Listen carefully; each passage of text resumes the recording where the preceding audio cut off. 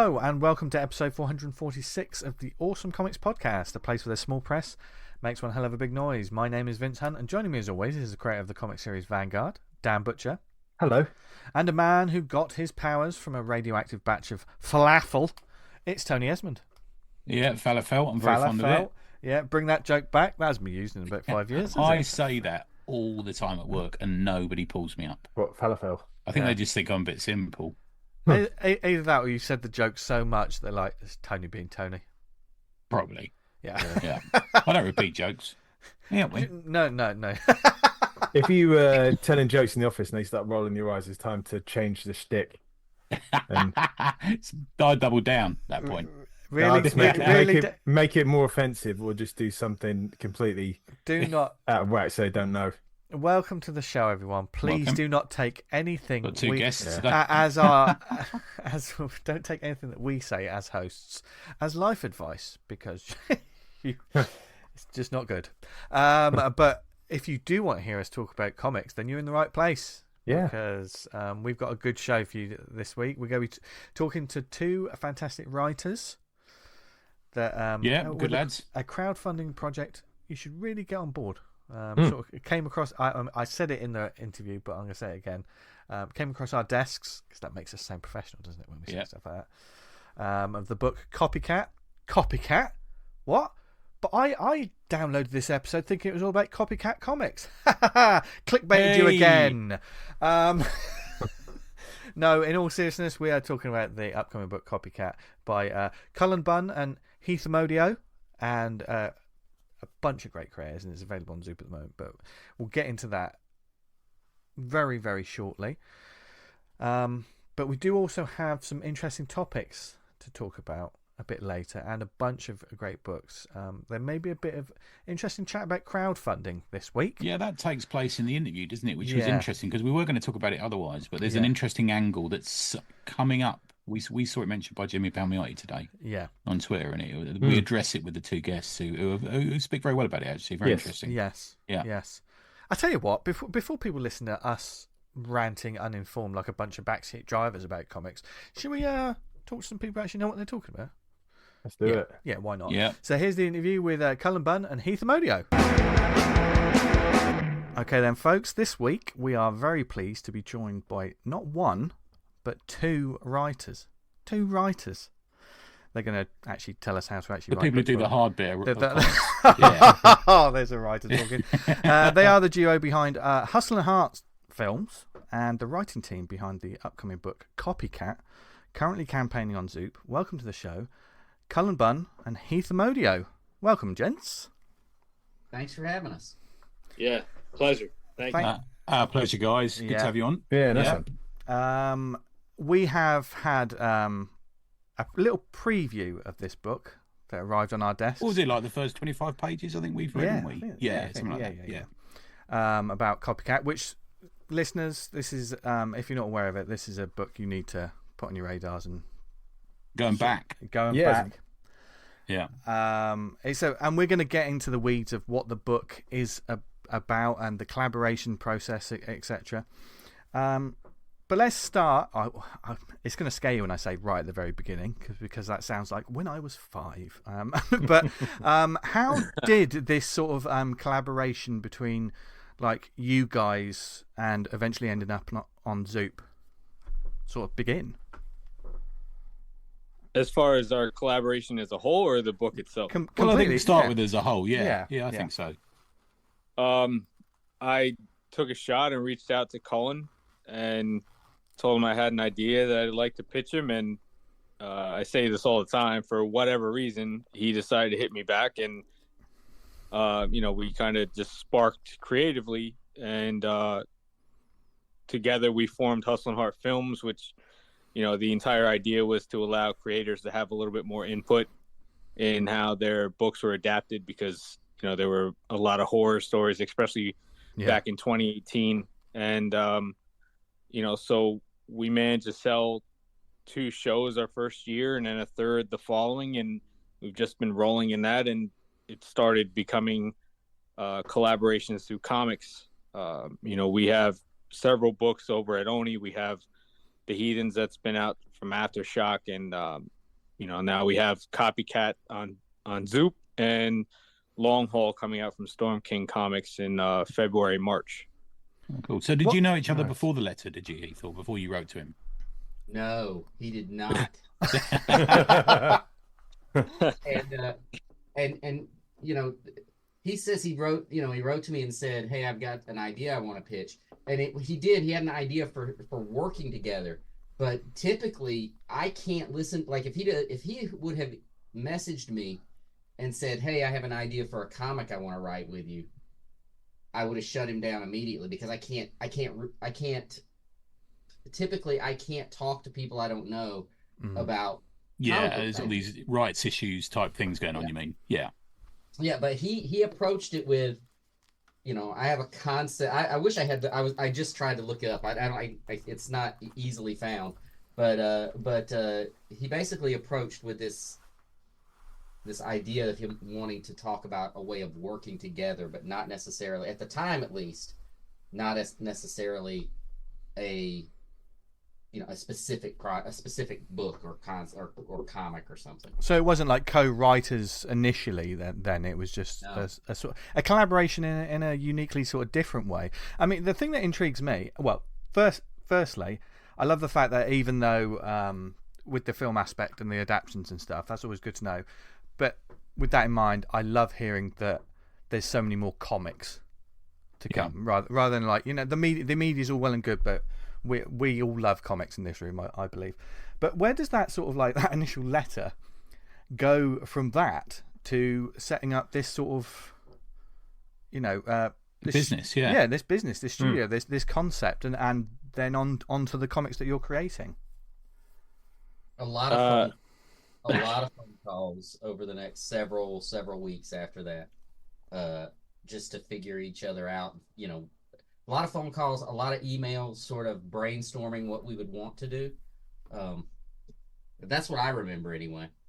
Okay. Yeah, because I was working as a backroom manager at Barnes & Noble at the time, so it was trying to balance that with bringing in IP that I thought we could, take out to buyers, and developing those creatively with the writers to really make sure that the story remained true to their initial vision, which is what keeps getting lost in a lot of these adaptations. So it was a lot of discussion on what we clicked to as far as other properties. And one of the shows that we sold, we actually created together, and that's a book that will hopefully be coming out soon from Oni.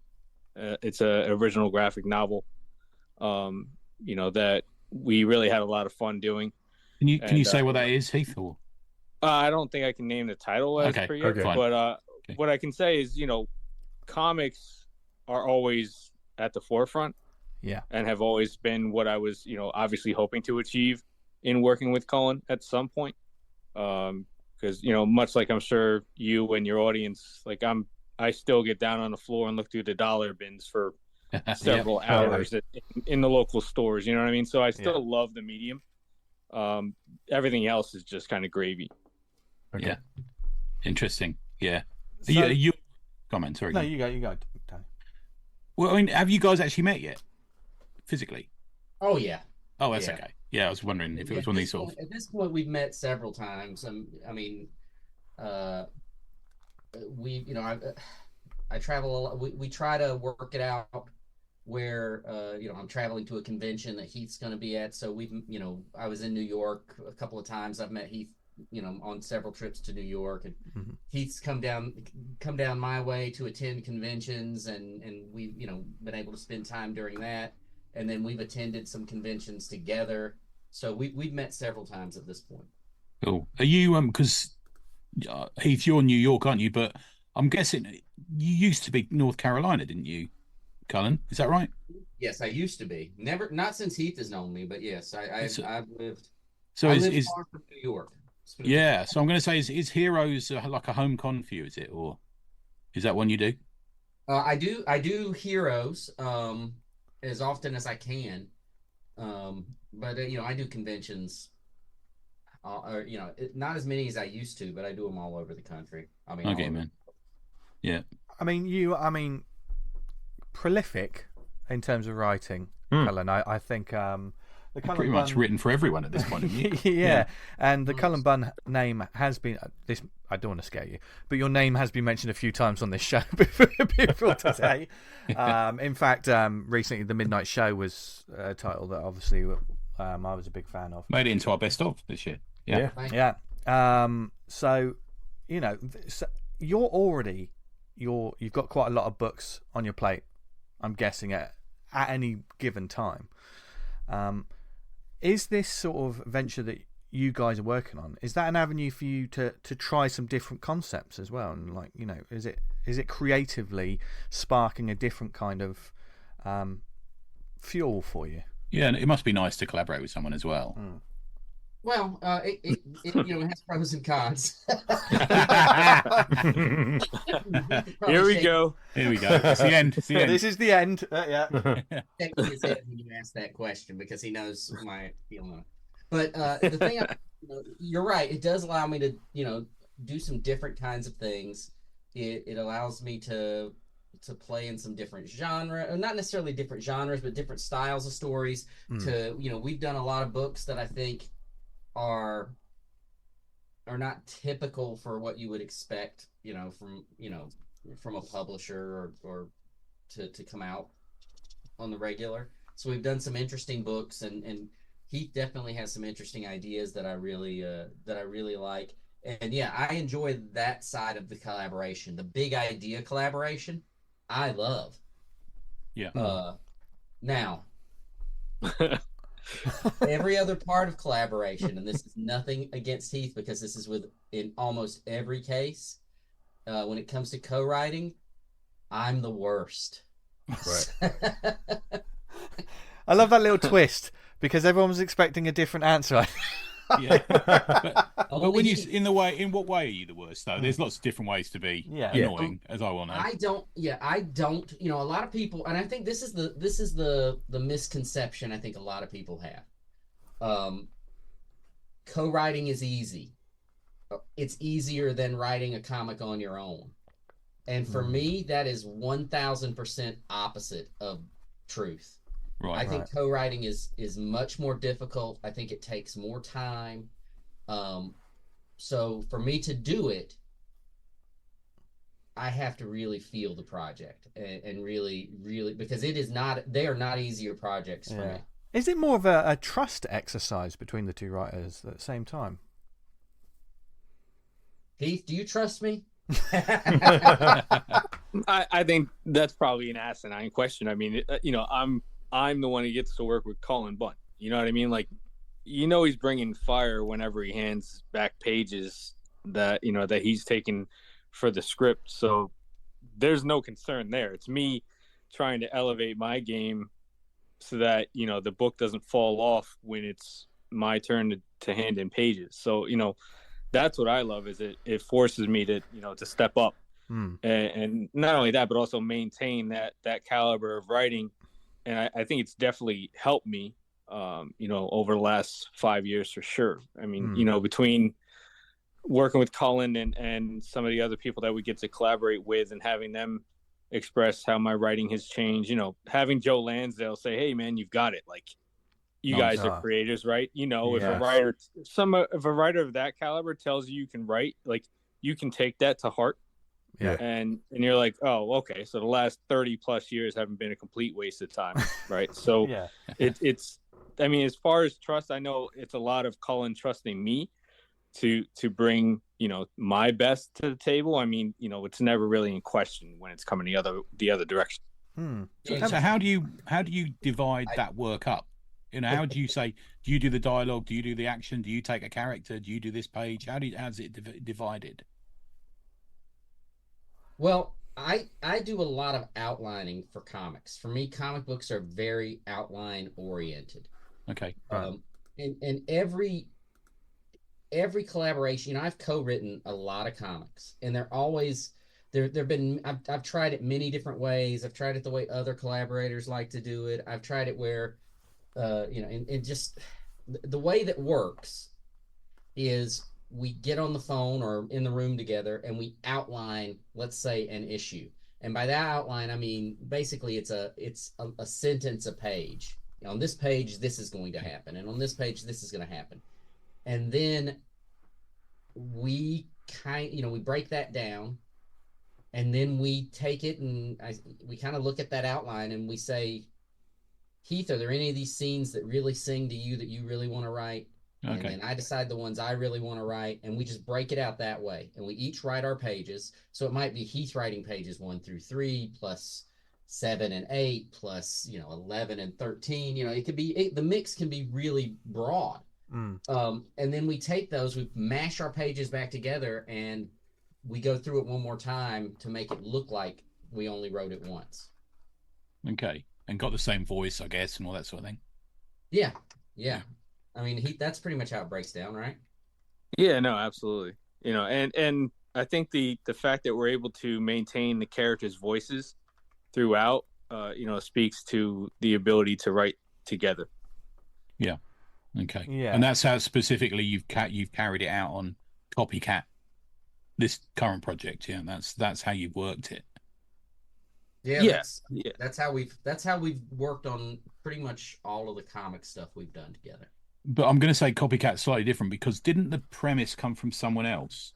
Yes. The idea of it. So how did that come about?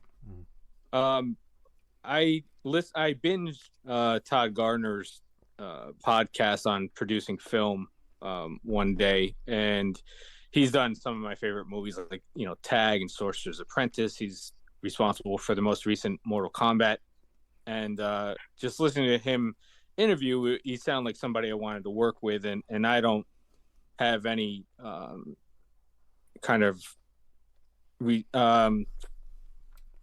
having a brain fart. I don't mind reaching out to people. What I mean? Nothing really prevents me from doing that. I don't really care how big a name you are. I'll reach out to you.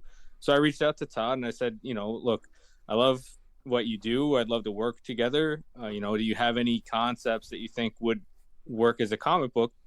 And Cullen and I can kind of work on that. And he sent me a one sheet, and you never know what you're going to get, right, from people that don't write in this medium, but it definitely worked as a story that could work for comic books. So, he had this idea of a nurse that could basically diagnose someone simply by touching them.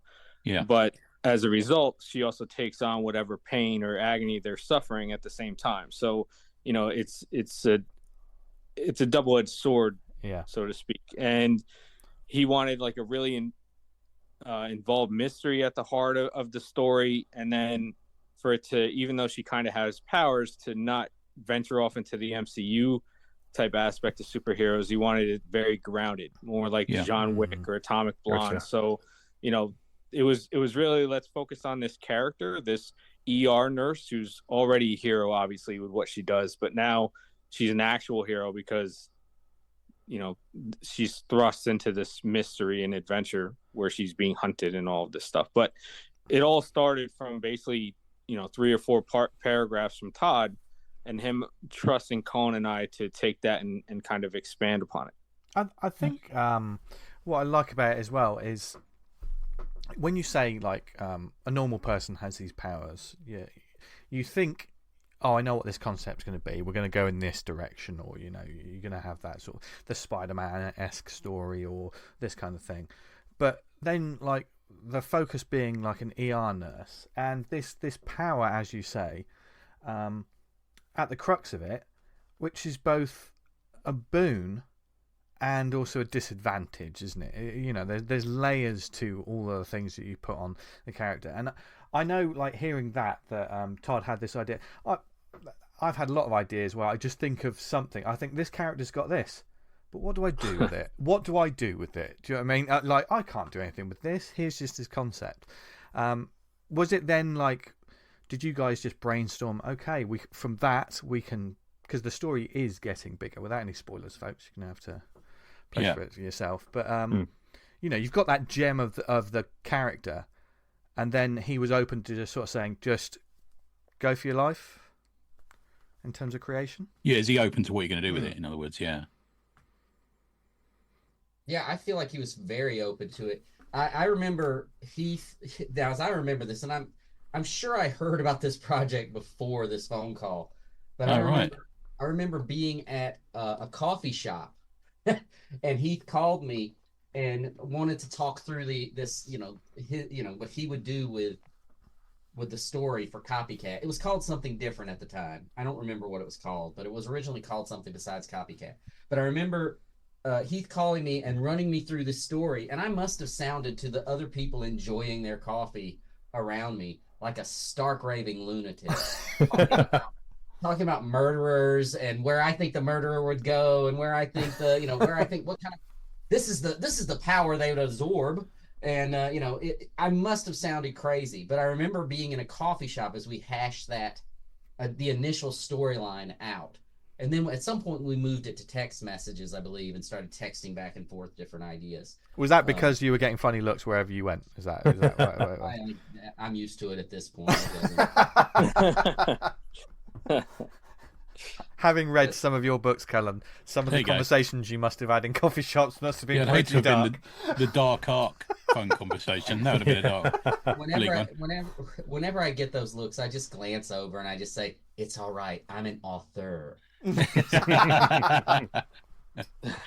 See, Copycat's an interesting one because there are, like you say, Vince, there are definitive sort of layers to it. But to me, I read it for the second time today, and it really struck me that it's a treatise. It's almost like a play on violence and the real life implications of violence, because it's all about injury, isn't it? It's all about injury that are due to a violent act. Is that how you see it at all, or? Yeah. Go ahead, Colin. I was just saying that's an important part of it, and how those acts of violence leave scars, and not just physical scars. You know, and the scars that linger with you in a number of different ways. Okay. Yeah. What do you reckon, Heath? I think it also comes down to, at what point is doing right too painful a cost, right? Like, yeah. So the more she does, the more she inflicts upon herself. So, it's like right at the hospital as the ER nurse, when she diagnoses the first patient right out of the gate, she's sent home because she freaks everybody out. Like, she saved the patient from exploratory surgery, you know what I mean? And the doctor's possibly not diagnosing what the issue is, but she also got sent home because of it. So it's like, she helped, but if she doesn't have her position as a nurse, is she hurting more people than helping by not being there, not having that position? So, and then you can kind of equate that to trying to stop all these attackers in real life. And, at what point does it become too much to justify, trying to do right? Yeah, because you got that do no harm element to, haven't you, as a nurse? She's almost like stepping over a line and doing harm now, isn't she, as well, as part of the story? Yeah, I mean, to the right people. But... Exactly. I mean, it's never an offensive thing. It's much like the whole, the whole point of doing karate is mostly defensive, right? Like, you're not supposed to go and instigate fights. So it's never about starting something. It's about defending herself and others, and, trying to prevent them from hurting more people, which, is technically what a nurse's job is, right? It's trying to protect the people that are in her ER at that time. It's also nice to see, because we've hit this point where people are beginning to realize that being a nurse ain't easy. Coming out of COVID, people realize what heroes these people are, and to have her as a central character is a lovely little touch, I think. Definitely. It's even more personal because my sister's an ER nurse. Okay. Right. And, she has been for about 10 years now. So, knowing her personally and everything that she's had to deal with through COVID and all of that, and the types of things she sees on a daily basis in the ER, it's nice to be able to kind of bring a character that does the same thing she does to the forefront. Did you use her as kind of like a touch point to kind of get those scenes in the hospital authentic? I think it's easier to come at the character with a resounding amount of respect. You know what I mean? Because having dealt with that in real life. She's definitely like obviously a reference point, right? You know, like inspiration for the character for sure. You know, I've asked just a little bit of as far as like storylines that could work as far as like what's an injury that would be very difficult to diagnose and, you know, would be also painful for her to inflict upon herself. And, you know, she helped out with that. Okay, man. There's a lovely page in it, which is like just a few panels of like just her being in the ER from pulling what looks like a straw or a pin out of a guy's forehead to being vomited on. So it shows the breadth of like, you know, that sort of day-to-day existence. We've all been there, haven't we? But that sounds also... like one night at the pub, right? If you've ever been to Cardiff, that's what it's like there. But that's also a good example of one of the narrative choices that you guys have with this, which is the sort of self-narrator throughout, which is a popular aspect in comics, and some of our favourite comics use it. Is that, I mean, it was especially handy for me, and I think with a sort of a powered book, to get to know the character, is to almost be in their head. Do you think that was an essential sort of writing direction that you wanted to do from the get-go? You wanted to be, you know, have the narration in her head as well as the action outside. I can't remember if we did. I'm sure I fought against it, even if it was my idea, because I think you're right. It's absolutely it's essential for this kind of story, or at least it helps this kind of story get along when you're really trying to convey a lot of information in a very concise, you know, the way a comic reads. And I've written so many self-narrated books, and I hate it every time. It's like, I used to say it's like writing poetry. It's just difficult. You really have to get into this character's head and figure out. You're figuring out not just the voice they speak with, but their inner voice, and those can sometimes be very different. And reflect different things. I think self-narration. I use it a lot. It's never easy to write, ever. Okay. Why do you think that is? Because it is, I would say, almost predominantly, it's one of the go-to sort of narrative tools that especially a lot of indie writers or small press writers, I find myself thinking, oh, well, this character, it should all be from their perspective. It almost seems like a shorthand, doesn't it? It's a shortcut to get to some narrative. Yeah, results. I think we kind of think it's from our perspective as well, in a way, don't we, when we write it? You know, some of my favourite, like Doug Munch's Master of Kung Fu did it, for example, brilliantly, you know. You are absolutely right. It puts you in the role of the character in a much bigger way. And for some writers, and maybe even for Heath, it may be very easy. I don't think it's ever been easy for me. And every time I do it, I finish the book and I say, I'm never doing that again. Right, interesting. And then I do it again, you know. I mean, but it puts you in the character's head in a bigger way. You know, the thing that comics have kind of lost over the years were, you know, thought balloons. Yeah, and very much so. Yep. These narrator captions take the idea, really kind of what you were getting out of thought balloons, and just take them in a much deeper direction. Yeah. You can really dig in. And you know, I don't know. I miss thought balloons, but I also have tried to write them and didn't enjoy writing them. So okay. Yeah. I mean, for me, I think telling a story from a person's perspective with the inner dialogue, it prevents you from having to find ways around that, which usually becomes a bunch of exposition to kind of explain the story because you're not in their head. So it's like, you know, well, this is obviously how she'd be seeing this right now. And it just becomes bogged down in a lot of description. And, you know, I've, even in like my prose work, I try to have as little description as possible. Like it's that Elmore Leonard thing, right? Where if it starts to sound like writing, get rid of it. Right. You know, so I think if you're able to speak from the character's perspective, it's a lot more direct. There's a limiting scope to it, isn't there? Because you can't drift between different scenes and different people and different things happening. It kind of has to be much more focused on that single character, doesn't it? Sometimes, or I suppose you can use it on a couple of characters, but mostly it's one person, isn't it? I mean, you have to get them to that point, right? You have to get them to the point in every single room to tell the story because you're seeing it through their perspective. So I can see how that can kind of make things a little bit more difficult, as opposed to a third person where you can literally speak in anyone's voice. Yeah. But I think as long as you're telling a concise story and it makes sense, I think you can use varying person perspectives throughout a story, right? Yeah, I think as long as you maintain a specific rule throughout the entire tale that you're trying to tell and not jump back and forth to where it doesn't make any sense and you're clearly just looking for shortcuts. I think if it makes sense for the story, and plenty of writers have done it, where you start, like, look at The Stand, for example, like, you know, that was, I don't know, I can't remember if it was first person for every character, but you definitely jumped between chapters and perspectives. Well, Frank Herbert uses it in June, doesn't he? way. Frank Herbert uses that thing for a lot of characters throughout, all different characters. I'm a big fan of it. I think it's great. The inner monologue thing. I think it should be applied to other things. So I'm a big fan of maybe introducing it into pornography. I knew you were going to. I knew we were going to. I just knew it.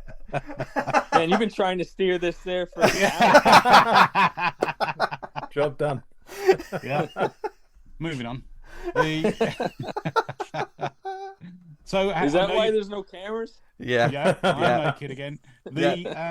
So how did you find the artist? So art, this is Elmer Cantada and colors by Gabe Contreras, letters by David Lentz. Is that something that Zoop sort out, or do you go to them with the full package, guys? We were actually with a publisher when we first started this book. Okay. I brought Elmer to the project because, you know, I really liked his stuff. We saw him on Twitter or X or whatever it's called next week, and really enjoyed his style. We knew the action would absolutely suit it, and then the publisher at the time brought the rest of the team in, like Gab and Dave Lentz on letters. You know, since then we've kind of taken it upon ourselves to get the book across the finish line. So, you know, we brought in another letterer, Taylor Esposito. And then, you know, we're still working with Dave as well on other projects. You know, we love him, but just happened to be that Taylor was available. And then the cover, the colors are done by Colin Johnson, he did the colors for Cullen's Nightwalkers, which is, if you haven't read that, you know, definitely should fix that because the colors are great. The art by Joe is great. And, you know, it's Cullen's take on vampires. So it's fantastic. But that's how the team came together. So Zoop, because we've had Jordan on the show, he's a pal of ours, but as I understand it, Zoop are kind of like a crowdfunding platform plus, aren't they? So they assist in distribution. Do they supply editorial oversight and stuff like that, do they? Or is that all down to you guys? They didn't do that with us. I mean, the book was basically done when we brought it to Zoop. Okay. It just needs some coloring on the back half.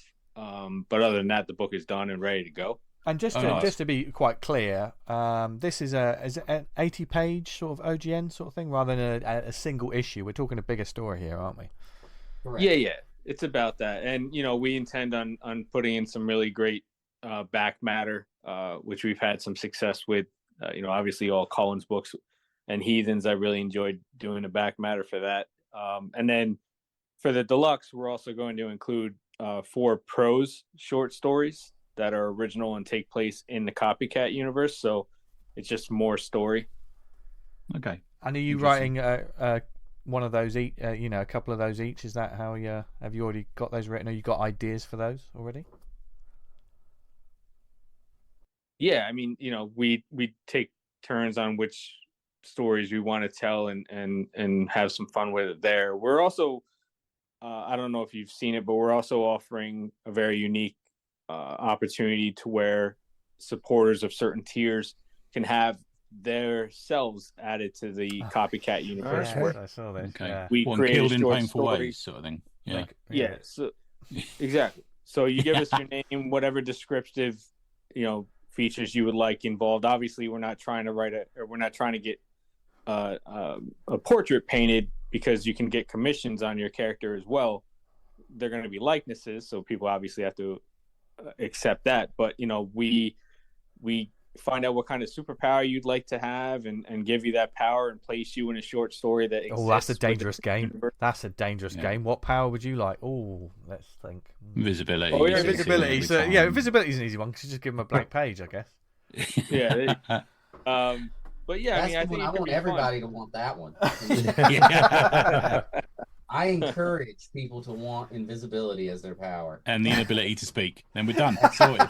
I have a ream full of blank paper ready to send out. Yeah, I don't know if we could charge 200 for the commission for that character. But 200.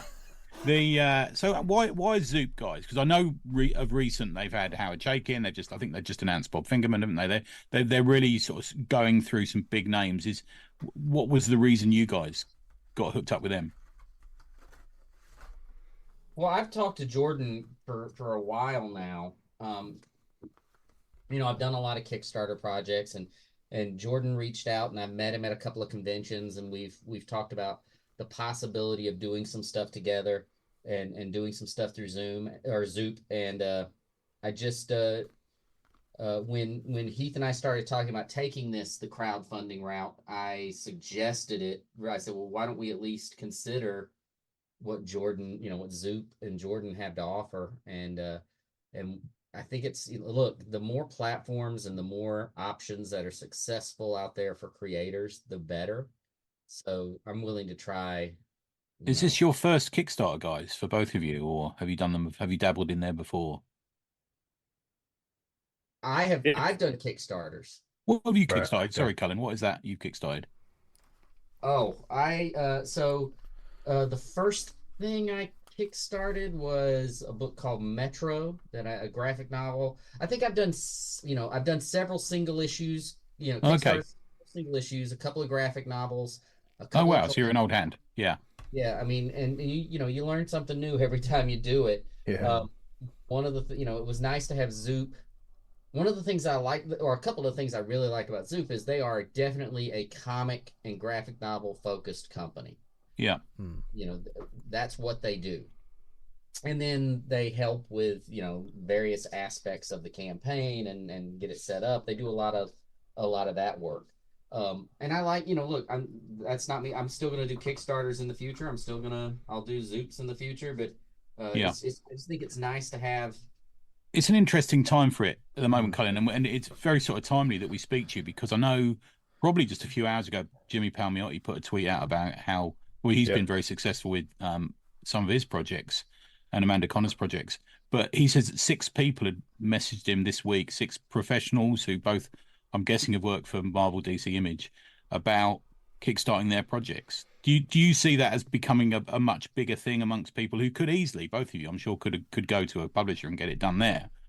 I think it's gonna be big. I think there's gonna be a lot of people doing it. A lot of people, not just Kickstarter, but just crowdfunding in general. I've said it now. I do a weekly newsletter, and the people that subscribe to it are probably tired of me saying at this point. The comic book publishers can't keep up with me anymore. Right. They simply cannot keep up with the stories I want to tell. And I have no intention of slowing down. And Okay. if that's the case, I've got to find outlets for my work. Yeah. I've been talking to another publisher, a small publisher that I've worked with on many things, about really doing a lot of comic book work on crowdfunding and tackling, a lot of projects with crowdfunding, things that publishers won't touch right now. And I think you're going to see that. I think you're going to see a lot more creators doing it. You're already seeing publishers turning to Kickstarter and crowdfunding. I think one of the interesting, and we've talked about this on the show before, is like we're going to see this sort of shift of more, like you say, more professional sort of creators and stuff moving to Kickstarter. I think one of the differences, like a professional like you have got, like you say, you've got a history of doing campaigns, and we've spoken on the show about crowdfunding campaigns. Crowdfunding campaigns in themselves are work. There's lots of things that you have to think about. You've got to deliver. You've got to communicate with the people that are pledged on your book. There's all of this stuff, and it almost like creators have got to be aware of that going into it, haven't they? Rather than just thinking, I'll go here because it'll be an easy way to get my book. Yeah. Because you do sometimes hear the horror stories of some professionals going to a crowdfunder and the people are still waiting for their books, and therefore, yeah, absolutely. There, look, I also, in addition to doing several crowdfunding campaigns, I'm addicted to supporting them. Good. yeah, I can't help myself. Yeah. But I have crowdfunding campaigns that I've been waiting on 6 or 7 years. Me too, man. Yeah. Yeah. Maybe more. And it's like I said earlier, I learn something new every time I do a crowdfunding project, and I've made so many mistakes in the process. But hopefully those mistakes lead to me, figuring it out for next time and not repeating those mistakes. And that's the other thing, the folks that are rushing out there to do it, be ready. You're gonna screw up. Yeah. But you got to keep the eye on the prize. It's all about communication, I think, mate. Isn't it? Yeah. It's about communication. Yeah. And if you're communicating with your backers, they wanted to support you. If you're communicating with them and actually making the effort to get the book out, and they can see that, you'll be fine. Yeah. That's a big part of it, because things are out of your control are going to slow you down. Yeah. On delivering those Kickstarters. But or the big question here, guys, is why are we seeing a rise of professionals onto crowdfunding of all types? What's happening in the industry that's a better place to do it? I mean, as far as what I can speak to, I think a lot of it is the autonomy. Some publishing deals are not fantastic for creators. You lose a lot of your rights, you know what I mean, where you could maintain a majority of them doing it through a crowdfunding. There's also the issue with a lot of publishers across the board not paying the money they owe. Or right? royalties just being very low sometimes. Yeah. Well, that too, right? There are publishers where maybe it might be more difficult to see royalties than others, but like not even that, just even the money that you signed on the dotted line for a contract that you would be paid, and there are publishers that can't follow through on that for whatever. That sucks. Right? So if you're gonna go and not get paid and not see any money for the work you're doing anyway, why not put it on yourself, right? So that's a good point. Yeah. The more success you find through crowdfunding, that's entirely yours. Yeah. Right. You get to walk away with that, and then you also control the media rights, and you can take it to foreign markets, and you can do all this other stuff, and you can also, if it's a very popular crowdfund, you could also pick and choose which publishers are going to run with it, right? Yeah. Because it becomes that much more viable of a sale to them as well. So there's a lot of aspects to it that it's a much bigger open market now, isn't it? Thankfully. And it's an audience builder as well. Now we're at that point where people have done so many crowdfunders that people will know. They'll go to that crowdfunding platform, search for that creator. They got that new book. They've got a reputation. Yeah, they're dependable. Yeah. It's people go to shop on crowdfunders now, isn't it? Really, it's a comic shop now. Kickstarter, Indiegogo, all these places are a comic shop, aren't they? Really, for us. Yeah, it's in the end, I think most creators feel the way I do. We just want to create something. And maybe you've got a story you want to tell that's a 20-page one shot. And publishers don't necessarily jump on the idea of a 20-page one shot. Yeah. They're difficult. They're a lot of work for them. They don't necessarily bring in the amount of money they need it to make. So take it to crowdfunding. Do it that way. I just want to tell these stories, and other, publishing slates are full. I mean, if I sell a book to a publisher right now, it may not be coming out until 2026. Oh, mate, yeah, I work for a publisher, and I can tell you now, slates are absolutely years now in the future. Yeah, they really are. Yeah. For some people, that just doesn't work. For me, for a lot of projects, I don't want to wait. It's one of the reasons I really like comics, I always have, is this sort of sense of immediate gratification. I write a comic, I start getting artwork, readers can read it pretty soon. There was a rapid turnaround. That's not necessarily the case anymore. You could be waiting for a while. So I think it's just it's part of it's that. Part of it's what Heath was describing about wanting, maybe wanting more control over your ideas. Part of it's just doing ideas that a traditional publisher's not gonna jump all over. Yeah. And we're moving it out of the Diamond catalog as well, aren't we? We're moving it somewhere that's perhaps more eyes will be seen. Who reads a Diamond catalog anymore? I think certainly sometimes we discuss prices. People know that I whinge about digital prices sometimes. But, as we all do, yeah. But it's interesting because I like if I see it on like the online store, your Amazon, your Comixology, whatever, I will rant and rave about the price of a PDF on that store. But if it's an individual or a solo or a Kickstarter, I'm more likely to pledge a little bit more. A couple of quid more sometimes, aren't we? Because it's going to that creator really and getting lost in the system somewhere. And the thing about these crowdfunding projects, when you support a crowdfunding project, you're not just buying something. You're contributing to that happening at all. I mean, you are taking an active role in the creation of the project. And I think for a lot of the people, that's one of the reasons I back so many is I like that. I like feeling like I'm helping someone create something. And it's like, when I used to go to conventions, I'd say to myself, I'm going to buy something that I can't get anywhere else, or something like that. And that's what I feel like I'm getting out of crowdfunding campaigns. These are projects they might come out in the store at some point. And, but at least initially there are things that you can't get anywhere else. There's an audience. There's an audience that will have this book. Like sometimes, comics can be created in a vacuum, can't they? Whether it be in your lab when you're typing out the script or your drawing board or wherever it is, and when it's out into the world and it's on the shelves, you're not quite sure whether it's lived or died, do you? Once it's out there, you're like, especially. I think. Go on. Sorry, go ahead. Go for it.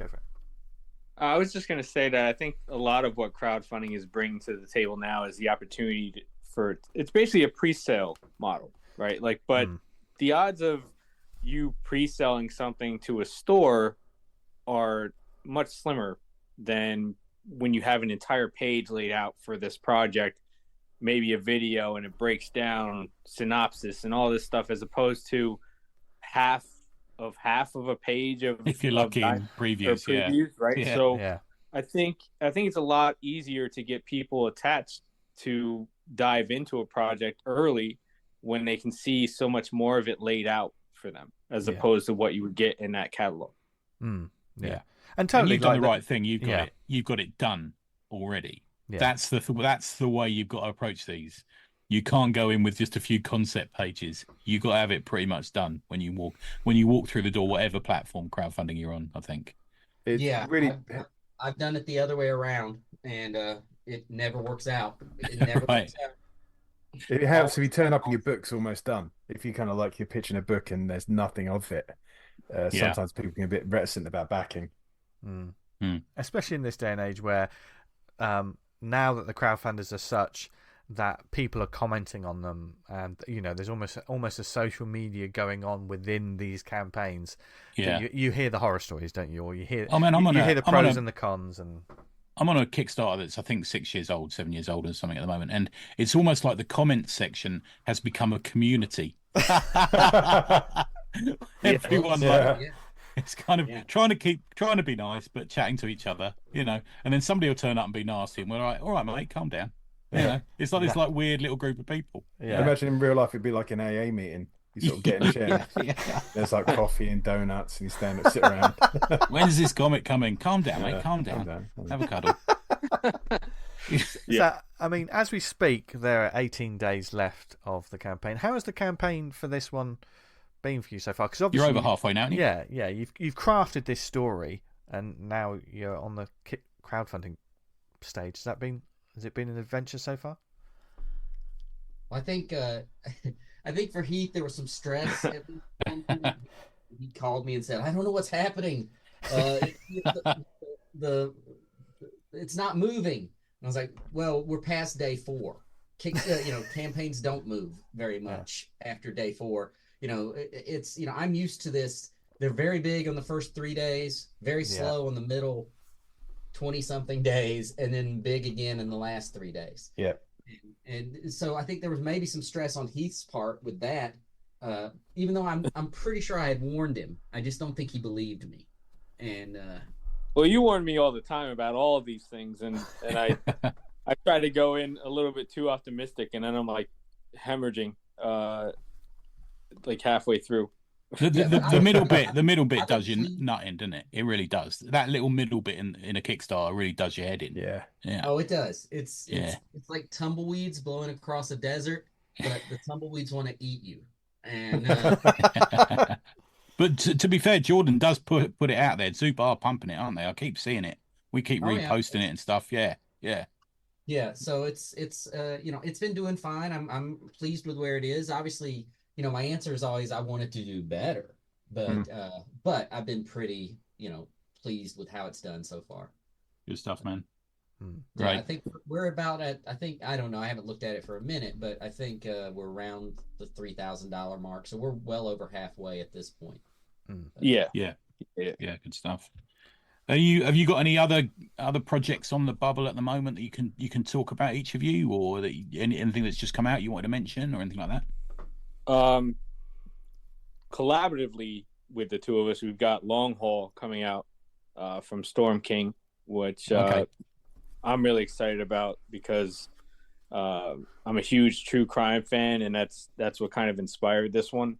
I don't know if you guys have seen anything about it, but No. I had seen a documentary about long haul killers, and right at the beginning it states facts, and this is in the synopsis for the book, but at any given time there are around 700 missing or murdered victims and 300 active serial killers across the United States highways. Right. So we're like, well, that's a premise for a story in and of itself. And this young woman goes missing on her way, her first day at a new job. She's on her way and her car breaks down and she goes missing. And these two blue collar brothers, Danny and Carl,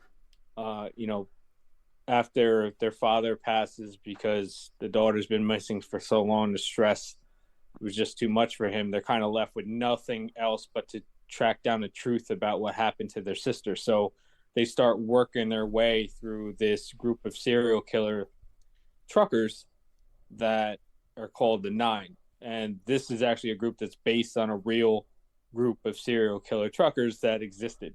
You know what I mean? But we kind of, we took each one and gave them their own kind of mode of how they kill people. And obviously they're elevated because it's a fictional story. So, we go far out there in what they do to people, but it's a lot of action, some horror aspects to it for sure. What tone are you looking at? Are you striking with this? Because this could go over the top, splatter gore. It could be like real deadly serious, almost realistic tone. What's the tone for this one? No, we went realistic, and Cullen can speak to how important it was for him as far as telling the trucker story. But we wanted to keep it grounded. Like this could be two real blue collar guys. Yeah. Trying to find truth. Yeah, there are moments of intense violence and definitely a little gore, but it's not like it's not a grindhouse type of Gotcha. Okay. story, but it has a little bit of it kind of walks that grindhouse line at times. Okay. Storm King is the John Carpenter company, right? Is that? Yeah, Sandy King and John Carpenter. Yeah. Yeah. And it's what was I gonna say?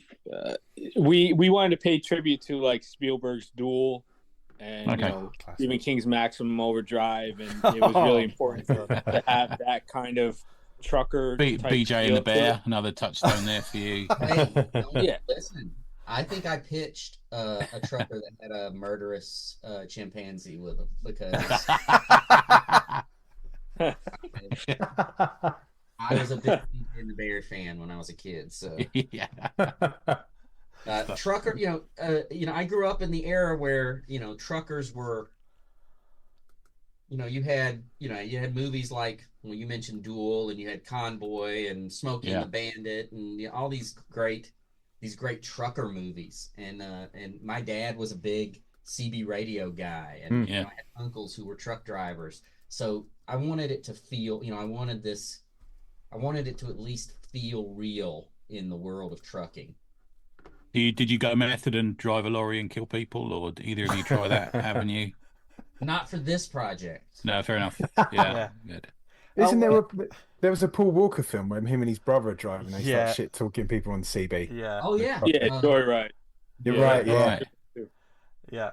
Yeah. Which is memorable for one sort of scene that you don't see. You just see people's reaction to it. Someone has their jaw ripped off. I remember. Oh, wow. Okay. Yeah. Mad Max Fury Road. That's a trucker movie. Right. It is a trucker movie, a little different. Yeah. It's a little more. That's a little more apocalyptic than we get to go. But okay, fair enough. But I saw a review of the book just recently, like just this morning, that describes the 9, our villains, as a convoy of serial killers. And I was like, Nice. That's a pretty great idea. I like that. I like that it's a convoy of serial killers. Oh God! I mean, I just did an interview yesterday about Long Haul, and the guy was disgusted by the first few pages, so I was like, nailed it. Good to know, man. I want to read this. Yeah, we need this. Yeah. Job done. Yeah. Job done. And also, like, just it's the punchy name as well, isn't it? Just says it all. I think. Love it. Absolutely, yeah. And as far as other projects, some things that we've managed to do through Hustle and Heart have been really cool. Just as far as like working with people, like, we had a project with Method Man, which was a lifelong dream of mine. And now we have projects coming up with Katie Sackhoff from Mandalorian and Kristen Kruk from Smallville and Bobby Moynihan from Saturday Night Live. And these are just amazing people to be working with. They're all exactly what you would want them to be, before you meet them, and then to be conversing with them about creative projects and storylines and stuff. It's been a lot of fun. So, that's stuff that we have in the works for 2024. Did you ever think when you were in Barnes and Noble that like you would be having that sort of conversation? Well, I mean, to be completely honest with you, kind of, because the first 2 shows that we sold, I was still a backroom manager. So Nice. and I, within a matter of an hour, I put together a project with James Manos, who created Dexter for Showtime. Oh, Right. nice. Wow. One of my favorites. Yeah. It was literally a matter of me emailing his agent telling me, James wants to get on the call with you, and I'm in the parking lot of Barnes and Noble talking to, the creator of one of my favorite shows ever, up to season 5 at least. And so there was. And then who'd have thought that it could happen? Who'd have thought one day you got to be on a podcast with 3 English blokes? Yeah. Dreams This dreams is the can come dream true. realised. This I was don't the know what I'm climax. gonna do. I'm gonna have to rework my vision board now. Yeah, it's all downhill from here. So. Yeah, fuck all that, mate. You're done now. Yeah. Yeah. Spoilers. We're the top of the mountain. I'll give you a badge. No, in all seriousness, though, what I love about this is for all the crowdfunding success and the creativity in the different projects, we just love seeing new great comics, and you guys clearly just keep making fantastic comics that we're going to keep wanting to read. Well, that's the name of the game. It's tough. Sometimes it gets overwhelming because I look at my, the project I'm working on, or I'm talking to numerous artists about doing new projects, and I'm like, when is this going to come out? How do I get it? It's the challenge is getting it in the hands of the readers, and how you do that. Yes, there are a lot of options now, but you have to balance all of that. So I mean, it's a fun challenge, but it's still. It's still a challenge. I mean, you're also you're working your way through a list of how to give people nightmares as well, Cullen, aren't you? So every day, some of the. Have you ever had an experience where you've pitched something to a publisher or a creator or whatever, and they'd be like, "That's too gnarly for me. We can't do that." Oh, many times. Many times. I remember years ago, I was working on a book for Marvel. I was working on a Carnage one-shot. Now, Carnage, we all know Carnage, right? Yeah. Yeah. Right. Yeah. His name is Carnage. Yeah. And I wrote a scene, and the editor called me and said, "You can't do that. It's too violent. It's too gruesome." And I said, "All right, I'll change it. I'll change it for you. No problem." So I rewrote that scene and sent it back in. And she called me and said, "You made it worse." Okay. Give it to me again. I'm gonna give me another shot. I'm gonna rework it a couple more pages. And I changed the scene to Carnage was like he had just killed a bunch of people, and he picked up a phone off a dead body and called hit speed dial or whatever and called the dead person's daughter, like little girl. Oh God. And for like 3 pages it was Carnage just talking sweetly to this child. It's probably the most terrifying part of the story. And the whole time I'm writing it, I'm just like, she's not gonna approve this, but I'm not stopping now. Yeah. And sure enough, she did not approve it. I think we went back to the original ending that she said Bloody editors. But she finally gave in and said, "Okay, listen, you're just screwing with me now. We're just gonna go back to what you originally wrote." Yeah. So What did you just shout "fucking snowflakes" and hang up? Is that how that worked? But yeah, I've written a few scenes that I've or a few things that editors have come back and said, "Are you sure we're doing this?" I'm like, "Yup." And at the same time though, I have seen pages. I've gotten pages back from artists, and I'm like, "Good Lord, we can't do this in a comic." I know I wrote the script, but we can't do that. yeah. And I know when I did a book called Helheim with the very talented Joelle Jones. Yeah. Yeah. And there was a scene that is in the script, and she drew the hell out of it. And the editor called me and said, "Hey, Cullen, I don't think we can do that. I don't think we can publish this page. I need you to look at it. You haven't seen it yet. I need you to look at it because I don't think we should publish it." And he sent it in. I was like, "Nah, we got to publish that." Wow. So Okay. we had a little bit of back and forth. But yeah, that's the fun of it, right? I mean, Yeah. Yeah, man. With some of those scenes, though, from a creative perspective, we talk about killing your darlings, the things that you love, but you have to take out for some sort of reason. But we all love our ideas in their own sort of way. If there is, say, that scene, that mobile phone scene, as you said, it wasn't right for that book, but you loved it. Is it one of those? I'm going to store that and I'll use it somewhere else. Do you do that a lot? It's been in the back of my mind ever since. I mean, at some point, some horrible creature is going to call the now orphan child of someone it has murdered. Yeah. I don't know when that's going to happen, but at some point it will. Because what was great about that scene is there was no violence in it. Yeah. It was just dark as hell. Yeah. It was just the darkest thing. And I just finished a script for a book I'm doing that's coming out right now called Invasive. Oh, that's the surgeon book, isn't it? Is that the... Yes. Yeah, and I just turned in the final script for it not long ago. And as I turned it in, I said to myself, this may be it's one of the darkest books I've ever written. And the ending is really gonzo, disturbing dark. And I think it'll publish the way it's written. I'm not worried about that. But I did, as I wrote, I was like, "Oh man, Cullen, did you go too far this time?" Probably. Probably. But oh well. Yeah. There's a pleasure in doing that, though, isn't there? Yeah. There's a pleasure in outraging people sometimes. Well, and it's not, look, I don't usually go for outrage. I don't want to I don't want to write something just to outrage someone for outrage's sake. But they're horror comics. Yeah. Sometimes terrible things happen to good people in horror comics. Yeah. And that's part of the game. Yeah. Yeah. As long as it gets you invested in the characters, doesn't it? And something will overcome. But something that obviously we appreciate is you joining us for this week, gents, for this show.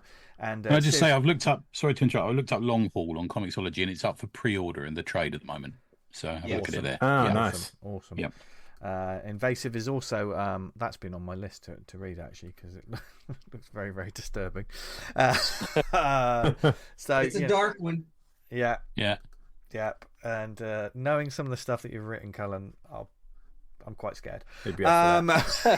But however, Copycat gives you that adrenaline dose of sort of, mystery, superpowers, and ER Nurse is just being absolutely fucking awesome. So, character study of the ER Nurse in a way, isn't it? That's what the heart of it is for me. It's about her, which makes it so good. Yeah. So before we let you go, where can people find out more about this book and you guys specifically? Well, for me, you can find you can get to everything if you go to cullenbunn.com. Like I said, that'll get you everywhere. I have a newsletter that comes out once a week for free that you can subscribe to from my website, and you'll get the lowdown on all my nonsense on the regular. And I'm at Heath Amodio on X and at Heath.Amodio on Instagram because, like an idiot, I started a profile 10 years ago and never used it, so I blocked myself from having my. And as far as Copycat, it's live now on Zoop. It goes till I believe February 2nd. So obviously anybody that can check that out for us and support that, we really appreciate it. Yeah, go and check it out, and gents, let us know, of course, in the future anything else you got coming out, and we'll. Yeah, please do, guys. Because you're making good comics, and that's what this show's all about. And there you have it, folks. Good stuff. Good lads. Nice people. People who just want to make comics. Yes. We were quite excited because we've been wanting to speak, especially you, V, to speak to Cullen Bunn for a while, haven't we? Yeah. Yeah, he turned out to be a nice guy. And obviously we had shared interest in pornography, which was nice to hear. Excellent. I think shooting links back and forth to one another. Yeah, I think that's a lot of people's interest. I've just sent him a VHS copy of Shit Piss Fuck 3. Oh, God. That's not a real. No, that's not real. Although I did actually warn him that I'm going to hunt him down for a future episode to talk about horror. He seemed all right about that. He was all right. Yeah, he seemed fine. Yeah. So, we hope you enjoyed that. And we've got plenty of great books to talk about in a minute. And some interesting some that bring up an interesting You've got a topic subject to bring up in yours, haven't you? Yeah. I'm looking forward to this because you two have discussed this and I've been left out of it. That's why you haven't wait earlier, wasn't it? No, the way Dan says it, it's almost like we left him out of the conversation. He just wasn't in the Zoom call. He couldn't for an eyelash. But that adds drama. It does. It does. Yeah, it does. Speaking of things that make people go, do we have any shout outs? I've got one. Well, it's a double one really. So we had a drink and draw, a bit of an impromptu one on Friday, which is really good. Nice to everyone turn up. But during it, our buddy Al Henderson finished his last ever penned Gwyn live during the session and got a round of applause. Yeah, how nice was that? I can add to that. You probably won't hear it because of the microphone, but I'm clapping. There you go. I don't know what it is with Zoom, but it cuts out stuff like that, doesn't it? We've had it before. Yeah. And so, running on from that, be ready. Go to Kickstarter and sign up for the final Penned Gwyn Kickstarter. Penned Gwyn presents The Bell. If you sign up early, I think there's a chance he's got 10 commission slots you can get in on. So go and sign up, and it'll let you know when the project drops, and you can get in there early and get one of these commission slots. So it's always great, Penguin. It's always good. I always read it in the downstairs lavvy. It's always a good place to have it. Other places in your house are available. Yeah, you can read it wherever you wish. Yeah. And you will enjoy it when you read it. Do you know when I'm pinching off King Kong's finger, that's when I enjoy reading it. Do you know what? You're going the right way about getting edited out of this show. One more step along that path. Yeah. You couldn't edit me all out because I talk over you all the time. Yeah, that's true. That's true. Unfortunately, you're on the same audio track as Dan. So. But do we have anything else, gents? You know I do. But I'm not going to mention it till next. No, I will. Lawless. 25th and 26th. Literally, people on the Slack are now going, "What's Lawless?" as a joke. DoubleTree by Hilton Hotel Bristol. There you go. So that's the mention of that. Some people may not actually know because this might be their first episode. Might be. True. Welcome to the show, everyone. Welcome to the show. Yeah. Lawless is a Comic Con that celebrates 2000 AD amongst other British comics. And you can go to lawlesscomiccon.co.uk and find out more about that. There you go. Well done. I've got to give a shout out to Moth Hill. She's wonderful, a Mothman horror comic series. Oh yeah. From our friend Joseph Oliveira. That is going great guns. He was at a con this weekend. Oh, was he a MegaCon? Was he? Yeah, MegaCon. Yeah. It's kind of one of those cons I only find out at when people post photos. I only realised when I saw a load of weird people on the tube on Saturday. Yeah. We were talking. Obviously, in that interview, we talked about crowdfunding and reputations and people that have built up an audience. Joey and Afterlight Comics are just a perfect example of someone that's gone from strength to strength, and they just. If you like horror as well, get on Afterlight Comics because there's something for everyone there. Yeah. Brilliant stuff. We've got Juggernauts against Zealous Zealots, Chapter 0 and 1. Some rest and relaxation is just what the members of Jazz need, or what they think. That's what they think.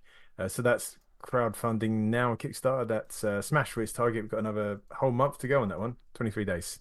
So go check that one. It's kind of a manga-inspired action adventure. What do they call it when it's for young men? Is it shoujo? What's the term? Shonen? Is it shonen? Shonen.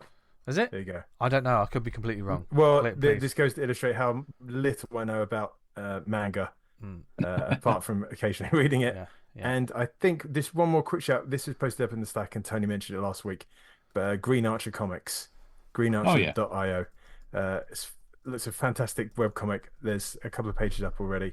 I really enjoyed it. It's such a really lovely visual style on that one. It really appeals to me. And when you click pages, it slowly blurs in and then sharpens up the page, which is a fucking lovely transition effect. Nice. Love it. Nice. So I like think my eyes do. That's me. I could swim in your eyes. But right now I'm going to listen to you talk about comics because it's time to recommend some comics to you lovely people. If we're done with the shout-outs, yes? Yep. Yes. May we? Yes. Oh, you're getting ready for your international trip. Hey. International Man of Mystery. We're sitting there with Mr. Russ and Mr. Clark eating mandolins. Mandolins? What, like the instrument?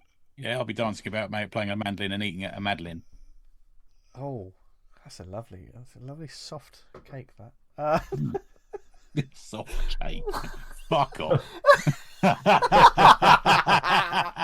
Sorry, it's the sponge though, isn't it? They're the sponge cakes, aren't they? I think they are little spongy things, aren't they? Oh, lovely. Yeah. You can buy them in those those little packs. Like white. Tony's going to get them. Very French, is it? Tony's going to get them direct from the source. Not very. He's going to pick them from the fields. That's how they're grown, isn't it? Just the mother Madeline moves around the fields like dropping off her young. And Tony runs up behind him, snatching them up as they hit the ground. Like a hungry Jack Russell, just like Sharknado eating a chicken. Jesus Christ! He killed a pigeon in the garden the other day. Did I tell you his story? Fucking blood and feathers everywhere. I'm still finding feathers everywhere at the moment. Oh God! Little bastard. Yeah. He's a cute bastard, though. Anyway, speaking of cute bastards, Tony, do you want to start off recommendations? Talking about, let's go back to high culture and highbrow comics. Shitty Stories from Sam Hayden. The cover of this is amazing. It's great, isn't it? Yeah, I was showing you earlier. Sent all the way from the US of A. And he sent some other books over, and we've got to split them up. He sent a lovely note attached saying, have a fight over these. So I've got one for each of you as well. It's presented by Spread Love Comics with an X, which was one of my anthologies of last year, which was a lovely find of mine. Not of mine, they existed long before me. I didn't discover them like Indiana Jones, but I did come across them at SPX, and they're a lovely bunch of people. Very good. You may recognise Cam by the name Lance Goiter on Instagram. I reviewed one of his books, kind of say about a year ago, called Submit or Die, which is on Comic House. Really fun underground, and it's genuine, authentic underground to me. We're seeing this quite a lot recently. I was having this chat with Falpy the other day. There's a lot of people who are claiming to be underground, and it's not. But this is 100%. This is. So the newest one we've got is a black and white collection of short stories. Many of the themes of raspberry tarts, or opening the lunchbox, and doing the top of a bottle of ginger beer, shooting a bunny, orange bananas, and my personal favourite, trumping. For those in America who don't realise, trumping in England actually means farting. What a strange coincidence that is. Yeah. Bad smells. Yeah. The first story is called Ring Piece. And there's a couple. I might have to mute myself. Carry on. There's a couple sitting in a restaurant called the Fancy Meatball. and each side of this title are two meat. Just don't know why he's done two next to each other, but quite attractive. And they're having the perfect evening. And the point comes in the evening when they decide, oh, we'll have a dessert. And he's saying to the woman, why don't you have a dessert? And she says, well, I'm quite full up. I don't know if I want one. He says, go on, just have a little dessert. Just have a little dessert. And the waiter comes over and he goes, he's a bit snooty, the waiter. And he says, what can I get you? And so we'd like a dessert. Can we have the cupcakes? And he says, but sir, we don't have cupcakes here. And he's winking. The dude's winking at the waiter going, yeah, you do. Yeah, you do. And he's saying, no, we don't. No, we don't. And then suddenly he spots some schlubby bloke across the restaurant who's eating a cupcake. He says, that bloke's eating a cupcake. And he goes over and he says to him, that's my cupcake you're eating. And it turns out what he'd done is he baked his grandmother's engagement ring into the cupcake, you know, like a romantic gesture to propose to his girlfriend during the meal. But the dude swallowed it. So in the grand tradition of underground comics, oh God, he takes the bloke back with him to his house and sifts through every poo he does to try and find this engagement ring. And I won't ruin the ending, but it doesn't go well for the bloke. Let's put it that way. Yeah. So that's the first story, Ring Piece. It's one of my favourites. Is a shorter one called The Finger, and a dad invites his sort of weird boss-eyed kid. You know that classic dad joke of pulling your finger and you fart. You know, it's that sort of thing. He says, "Why don't you pull my finger?" And this weird kid starts pulling his finger, but he won't stop pulling his finger. And the kid says, "Daddy farted his soul up to heaven." I think we've all been there. Yeah, it's just fucking great. There's one of my favourites is just a one pager actually, right at the back. It's called Old Pictures. I sent you a panel from this earlier on the WhatsApp. And there's this old lady, and she's got her hair tied back. She's a bit of an old hag. She's got a warty nose, you know. And this kid runs in with holding this book entitled Photographs. Granny, look what I found. And she says, what's happening? He says, what is this? He says, and it's a book of photographs of Granny from years ago. And Granny looks at one. He says, that's your old gran eating a live rat. Made myself damn near 50 whole bucks for that one. And she says, that could buy a gal a lot of crank in those days, a full trunk load if you played your cards right. And I'm not talking the trunk of a car. And she looks at another one and says, that's me helping a fella take off his own nose. And not in the war, mind you. That was when we called it an alley job. Brings back memories, all right. Ha ha, he screamed like a little bitch. And this kid's face is getting worse and worse and worse. And then the final panel is her looking at them and she says, and look at that. It's your grandpa's arsehole. I used to call him the hirsute galoot. He was such a handsome man. And that's the story of Old Pictures. That's nice, isn't it? Isn't that nice? That's a story of true love, really, isn't it? Yeah. Yeah. These just great. Like really good. Very readable. Lovely, strong inked line. Solid characters.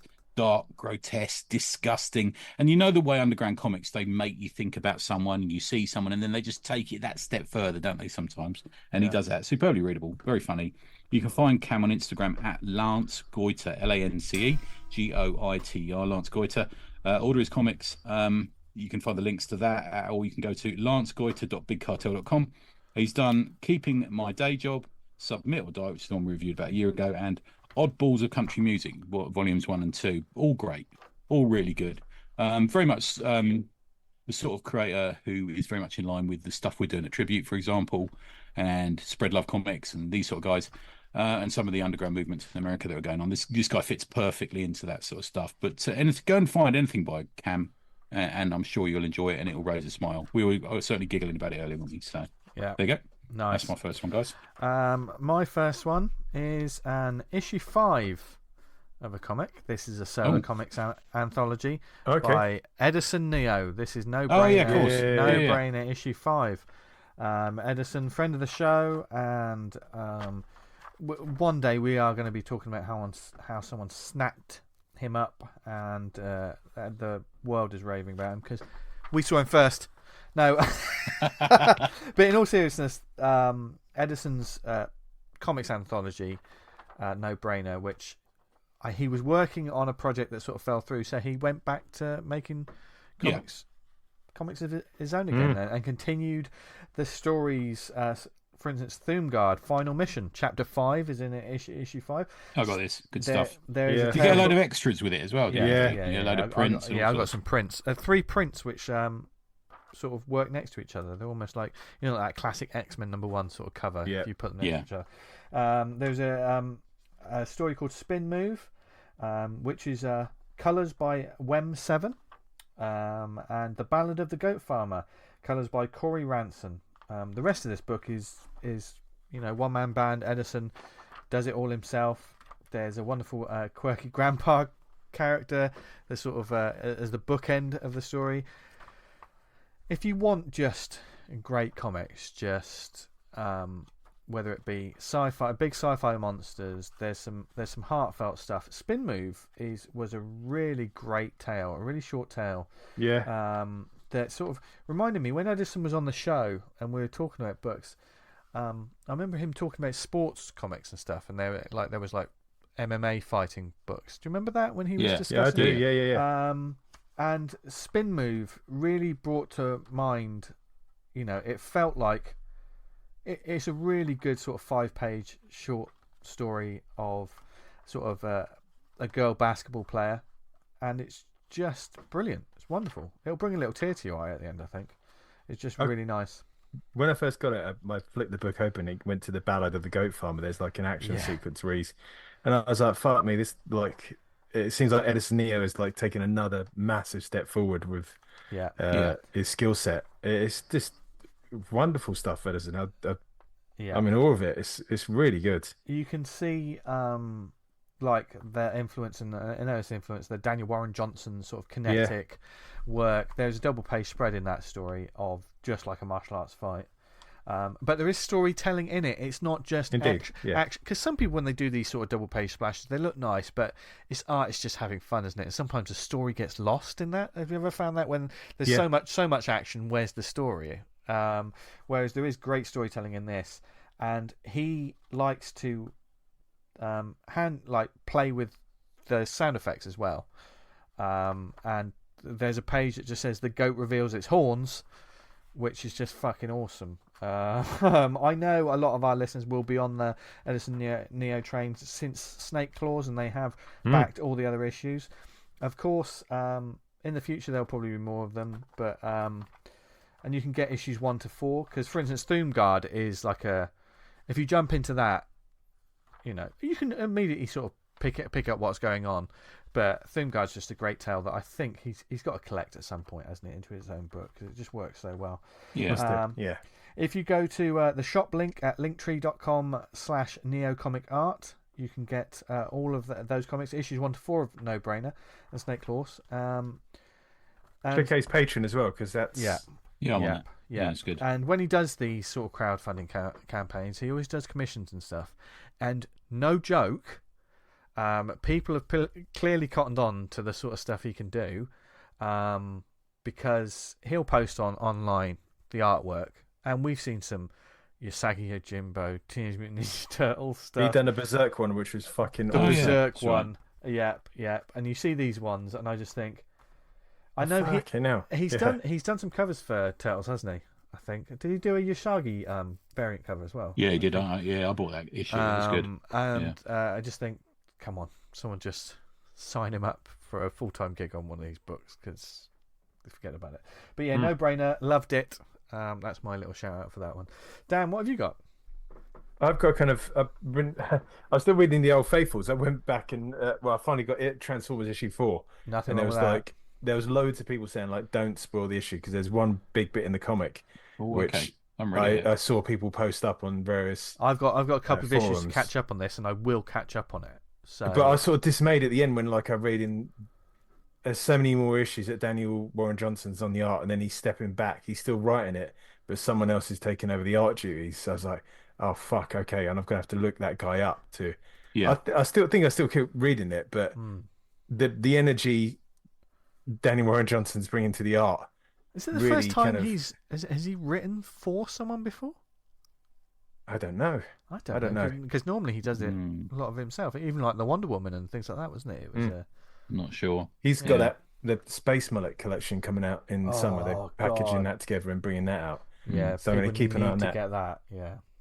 I was late to the fucking party with the Adam Phelps electric chair, as in Oh, you forgot to fill out the thing. I forgot to fill out the Kickstarter form, and like literally over Christmas, so it's like there's literally no point in fucking posting that. So I got that from Red Hat this week, and that's this fucking anarchic fun from. It's not tribute, is it? No, it's just him. No, yeah, that it's one. just Falfy on his own. He's in And- Amsterdam at the moment, wandering around, getting himself in Christ. trouble, I dare say. Yeah. Yeah. And there's a whole sequence at the end with Jimi Hendrix, and it's a lovely little full page where he comes out at the end. And I've said this before about Adam Fouts and all the tribute stuff. It like really feels like that underground stuff that it's legit, genuine. It feels like Thank you, mate. that's what part we're of going that. for. Yeah, Yeah. I love the start of Electric Chair where it's just him being Adam. Yeah. Just made me laugh. If you know him, you know that's exactly what he's like. Right. Okay. Yeah. Literally every move he makes, every thought he takes is just to take the piss. Yeah, which you got to admire in a human being. Yeah. That's, can't go wrong with that. You recommended me the Ultimate Spider-Man issue 1. Oh mate, yeah, I really dug it. That's fucking awesome. So surprised. Yeah. You know, I know a couple of people that I trust, like Mark Abnett had said, no, give it a go, Tone, you'll like it. And I did. And yeah, he was right. I loved it. I mean, it's like when we talked about it off air, but you know, I trust these men with my recommendations. Come and read it. But just solid comics, man. Yeah. I turned around to my wife a couple of times because she kind of like knows it from like cartoons and the old films and the MCU stuff. And I was telling her, she said, "Oh, that sounds good." Like, saying this happened. Oh my god! And 10 page, and then this happened. And it's this character. Oh my god. Cicchetto's great in it as well. I do like Cicchetto. So I remember his Punisher series. I absolutely adored. Yeah. It plays on your preconceived knowledge of these characters and how it all plays out. So you okay? Well, this isn't right. What's no going spoilers. On here? No spoilers, Vince. But they open a jar at the moment. At one point, you go right. Right. Okay. Yeah. Yeah. Literally, they open a container and everything solidifies. Yeah. Yeah. Right. Okay. Very interesting. Can't wait to see where it goes. Yeah, me too. So I'll be on. Yeah, I've stuck it on my pull list. Yeah. Nice. Good. Do you want to go next, Tony? Okay, so my final one is Traveling to Mars, written by Mark Russell, artist Roberto Mali, colors Chiaro Di Francia, edited David G.G. Kaki, published by Ablaze. I read this as part of my global comics reading. I'd actually seen a couple of people saying how hot this is, how cool this book is at the moment. It seems like it's a bit of a hot book, and I thought, I'll have a look for this. Luckily, it's on global comics. 6 issues, there you go. out already. Read it straight away. I rolled through all 6 issues in one sitting. Absolutely brilliant. Awesome. I'm a fan of Russell's writing. I think he's an intelligent writer. I really do like what he's doing. Issue 1, which is what I'm mostly going to talk about. 22 pages, although if you get the digital copy it says 36. It's because they have a preview for another issue in the back of it, so don't think it's going to be 36 pages. You know, when you're reading digitally, you never know, do you? But as you scroll through this, you think 36 pages, where's this going? It's just ended, because it ends like 2/3 into the comic, but just be careful of that. So Roy Livingston he looks like he was in a folk rock band in 68 and lived in the valley. He kind of looks like that when you see him. And he self-narrates. Again, we're talking about that inner monologue, that self-narration thing, first-person thing that we had. And he remembers being told at school that he wasn't college material. He's a divorced man. And up until 1 week ago, he was the manager of a pet store in Alabama. And there's some lovely writing in this, some really nice writing. At one point he says, "I'm not the hero of the story, nor any other." That's just a lovely line, that. I just really like that line in there. So he's on a spaceship traveling to Mars. But up until a few days ago, he was running a pet shop or working in a pet shop in this town in Alabama. And he's famous now. And the story sort of slowly unfolds as to why he is famous now and what he's done. And he sits in the spaceship and he's writing like a diary. And he's quite good at sketching, and he's sketching the faces of people he's remembered. And he's writing his thoughts down. He says people are little more than the walking accumulations of regret. And you slowly see what's happening. You really do. It doesn't, over the 6 issues, there's no like big, we get this in comics all the time at the moment on the first issues, but this massive info dump. And then issues 2, 3, and 4 fail to live up to the promise of issue 1 because they seemingly have just dumped all the ideas there. But Turns out there's been a robot rover, you know, on those sort of robots they dump on Mars and Venus, all these sort of places. And this robot's discovered massive reserves of gas on Mars that could save Earth. Now, Earth is really in the shit at this point. I think it's 2048, I think, off the top of my head. Something like, 23rd of June, 2048. And Earth's really in trouble because it's got no energy left. So they approach Roy. And the reason the Roy is approached is because he's got inoperable lung cancer. And he's only got a few months to live. And he has the sort of cancer where being in zero gravity might help him. It might make him survive a bit longer. But this is a one-way trip, which is a great story idea. But it plays into so much more. He's considering killing himself. There's a couple of sequences where he thinks about how he was going to do it, and he has actually considered. You know, he's gone to the point of standing on a bridge. He's gone to the point of, for example, buying a rope or something like that to hang himself. And they've said to him, "If you do this, we'll give you your family won't want for money. They'll be set up for life. You will survive a bit longer because the concept of being in zero G and stuff in space is going to prolong your life enough. All we want you to do is for this massive company is to get this spaceship to Mars, get off, video yourself planting a flag, and then you'll have 2 weeks to live and you'll die." And it's just this really interesting concept. Now that makes it sound quite heavy, doesn't it, if I put it that way? But it's done with a sort of sense of humor. There is a genuine sense of humor.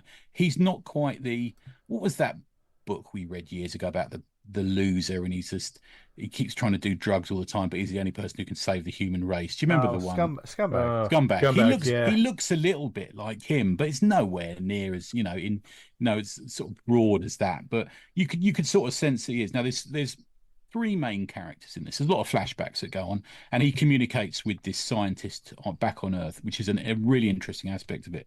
But for all intents and purposes, there are three characters. There's him, and then there's Leopold and Albert, who are the super rovers who live on the spaceship and basically run the whole spaceship for him.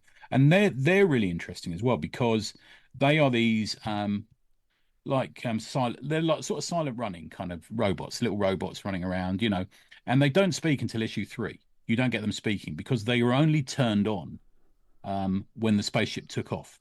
So the only human they've ever seen is Roy, but they're self-learning robots. They learn things, and they begin to develop language. And at one point, one of them has to go into the outside of the spaceship because someone has left a bomb from another company, and he has to go out into the outside of the spaceship and pick this bomb up and deactivate it. And this robot gets blasted out into space, but makes it back into the spaceship. And the robot's scared and won't come out of his room for a week until Roy and the other robot have to sort of coax him out and hold his hand and hug him. And I dare you not to like these people. I dare you not to just absolutely love all the people in this book. There's another aspect with this. So something's going on Earth. So there's he communicates back with Earth like every few days or once a week or something. And there's a couple of things that happen. There's the big CEO of the company who does actually seem like a kind of decent bloke. And he's got an ex-wife, Roy, and they're trying to get Roy's ex-wife. And this woman appears on the screen. And he said, the CEO says, "I found Roy's wife." And this blonde lady walks up, and he's like, "I haven't seen her for like 10 years, my ex-wife. You know, really, she was the love of my life." And we get this sequence about their love affair. And the woman just looks at him and says, "I'm not your wife. We've got your wife hostage. Blow the ship up now or we'll kill her." And you think, what a fucking twist. Yeah. Yeah, that is so good. Yeah, excuse me. This is going to contain a couple of spoilers, but I think the sort of general vibe of the book is maintained. But this sort of goes on, and all these little twists and little turns keep coming up. But there's this other guy who's this scientist, and Roy's a fairly simple guy. He plays guitar. He played guitar in a metal band. He works in a pet shop. He's, you know, nice guy, but there's nothing special about him. He's probably not particularly well educated or anything. But there's this scientist who turns up, and they have these discussions about big ideas. You know, the nature, what really means, what is time? You know, what is space? How do you feel about this? And he strikes up this real friendship with this scientist who he begins to trust, which is absolutely really interesting as well. At one point, Roy says, "I regret ever getting cancer, ferrets, or erections in church." So there is a sort of sense of humor about it as well. I do like you, which warms you to any character, doesn't he? Interestingly, we were warmed to someone who shows a sense of humor sometimes. And each issue has, in a way, you can see the way Russell is working the themes in each issue. In the first one, there's a lot about mortality, which is where the suicide stuff comes in, the cancer comes in. The second one's about family and love of all different kinds. And the third one is about legacy and memory. And it goes on like that. You can see these themes appearing as each issue comes along. The art's really good. I was trying to think who I could compare the art to. Maybe some of the later Byrne stuff when it became much more caricature-y, maybe stuff like that. I'd say the robots, there is definitely a parallel to some of the robot stuff we're seeing by Pi Par at the moment. They're definitive robots on trolleys, and they don't have human faces, but they have a real personality to them, which I think is an art form in itself doing that. Very bright. They're inside the spaceship. The spaceship you feel is a real world because things like, he says, the lights don't go off, so I have to wear this hood over my head to sleep, and he can't sleep sometimes, and the robots get up and they all watch movies together on the couch, and yeah, absolutely brilliant. It's my first 10 out of 10 this year. Wow. Book record keeping book. Oh, fantastic. If you've got Global Comics, you can read it as part of your subscription. If not, it is available on Comixology. I think it's 6 issues out. I'm probably going to get the trade as well, but it's called Traveling to Mars by Ablaze. Cracker, absolute cracker. There you go. Nice. My second one. Okay, the last book to talk about this week is the issue 1, my issue 1 of the week, which is Adventureman Ghostlights, issue 1 from Image. The creators of this script is by Matt Fraction.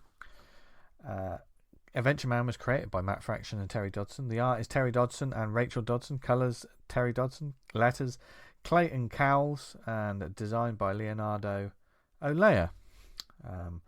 There was 2 covers. It was seemingly one from the Dodsons, which is the cover I've got on my digital, and Joshua Swaby. Now, this is the reason I bring this up. This is an interesting topic for me. Some of you out there may have a history with Adventureman. You may have read the first series, and it says in the synopsis for this, new story arc starts with that. When the good guys of the Golden Age come back, all their ghosts follow. Now Claire, the new Adventureman, and her maybe beau Chris, the new cross-draw kid, defend peace on Earth from a phantom empire of crime. This is a very interesting book for me. One, I will do the pros first. Looks gorgeous. I mean, the color. I've read this, man, as well. I agree with you. Beautiful book. Yeah. The Dodsons are just an exquisite art, as always. So he pencils, she inks, and then who's on colours on this, man? I forgot. Did you say? The colours. I'll just read that again. Yeah. The colours. Terry Dodson. Oh, okay. Because the colours are a big part of the art in this, aren't they? Yeah. And obviously the cover. I mean, I love the cover. I was sold on the cover anyway.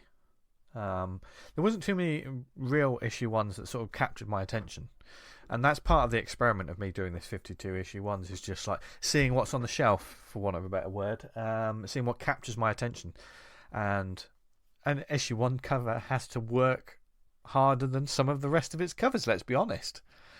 We've talked about the covers of issue 1s before. This one has no problem. It's a beautiful cover, and I was like, that looks like a great fun time. That's the one with the big bum in the camera.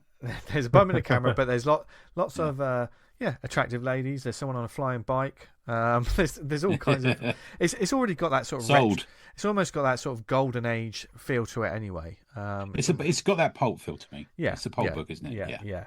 I had no history with Adventureman and the first series.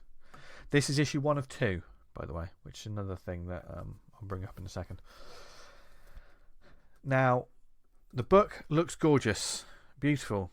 The writing and the script, it's very professional. There's witty dialogue. It sort of moves at a pace. It's crackling dialogue, and certainly it is of the nature of what this book is.